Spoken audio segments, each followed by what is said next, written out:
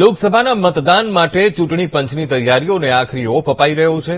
કાળઝાળ ગરમીથી મતદારોને રક્ષણ માટે તૈયારીઓ કરાઈ છે।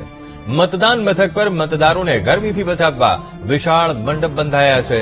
મતદાન મથક પર પૂરતા પાણીની વ્યવસ્થાની સાથે પંખાની પણ વ્યવસ્થા કરવામાં આવી છે। તો આ રીતે સંવાદદાતા માનુ ચાવડા લાઈવ જોડાઈ ગયા છે। માનુ, હવે 2 દિવસ આડા બાકી રહ્યા છે, કારણ કે કાલ નહીં અને પરમ દિવસે એ મહત્વનો દિવસ બનીને રહેશે, ત્યારે ચૂંટણી પંચની વડોદરામાં કેવી તૈયારીઓ છે? કારણ કે એક તરફ કાળઝાળ ગરમી અને બીજી તરફ મતદાન વધુમાં વધુ થાય તેની તૈયારીઓ।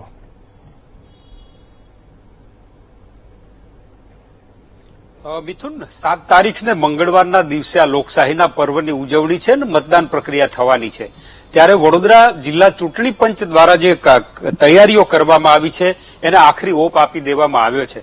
અમે અત્યારે મધ્યવર્તી સ્કૂલ છે જે શિક્ષણ સમિતિની, ત્યાં પહોંચ્યા છીએ। આપ જોઈ રહ્યા છો કે વિશાળ મંડપ બાંધવામાં આવ્યા છે। જે રીતે ગરમીની આગાહી છે કે કાળઝાળ ગરમી પડશે, એટલે મતદારો મતદાન બૂથની અંદર તો ઠીક છે, પરંતુ જે કેમ્પસની અંદર હશે એમને પણ તડકો ન લાગે, ગરમી ન લાગે, એના માટેની આ વ્યવસ્થા કરવામાં આવી છે। ખાસ કરીને છેલ્લા 10 દિવસથી એ નિર્ણય પણ લેવામાં આવ્યો કે આ ગરમીના સમયની અંદર મતદારોને કોઈ પણ પ્રકારની મુશ્કેલી ન પડે, એને લઈને તમામ તૈયારીઓ કરવામાં આવી છે। જે બૂથ ઉપર તડકો ન આવે એના માટે મંડપ બાંધવામાં આવ્યા છે।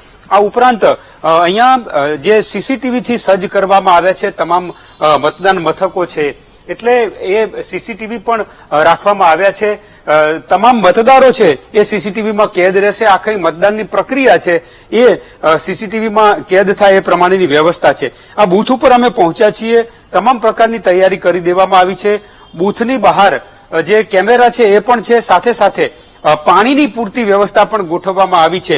મતદારોને પૂરતું પાણી મળી રહે એના માટેની વ્યવસ્થા છે। સાથે જ જે મતદારોને ડિહાઇડ્રેશન થાય તો એના માટે ઓઆરએસના પડીકા પણ અહીંયા રાખવામાં આવશે। તમામ પ્રકારની તૈયારી છે ચૂંટણી પંચ દ્વારા કરી દેવામાં આવી છે। માત્ર હવે 1 દિવસ બાકી છે, મંગળવારના દિવસે ચૂંટણી પ્રક્રિયા હાથ ધરાવવાની છે, ત્યારે તમામ મતદાન મથકો છે એના ઉપર પૂરતી તકેદારી રાખી અને ચૂંટણી પંચ દ્વારા તૈયારી કરવામાં આવી છે। મંડપ, પાણીની વ્યવસ્થા, સીસીટીવી ફૂટેજની વ્યવસ્થા, આ ઉપરાંત એમ્બ્યુલન્સ પણ રાખવામાં આવશે કે જો કોઈ દર્દીને જરૂર પડી ઇમરજન્સીમાં તો એમને પણ સારવાર આપી શકે, એના માટેની સમગ્ર વ્યવસ્થા છે ગોઠવી દેવામાં આવી છે। મંગળવારના દિવસે વડોદરા લોકસભા બેઠકના 26 લાખ જેટલા મતદારો મતદાન કરવાના છે, ત્યારે ચૂંટણી પંચે તમામ તૈયારીઓ કરી દીધી છે। મિથુન, જી બિલકુલ માનુ, સમગ્ર માહિતી સાથે જોડાવા બદલ આપનો આભાર।